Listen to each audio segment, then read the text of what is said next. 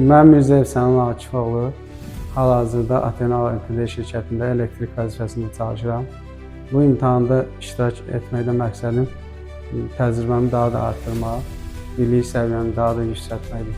Sahəmə uyğun suallar da var idi. Əsasən də əməyin təhlükəsizliyinə aid suallar var idi. Onlar da gözlədiyimiz kimi uğurlu oldu.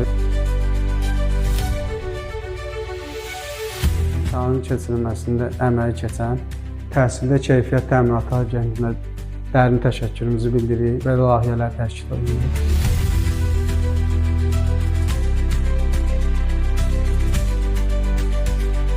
Mən Zeynalov İlahi, elektrik olaraq özəl şirkətlərin birində çalışmağa başladım. Elektrik sahəsinə mənim həvəsim uşaqlıqdan var idi.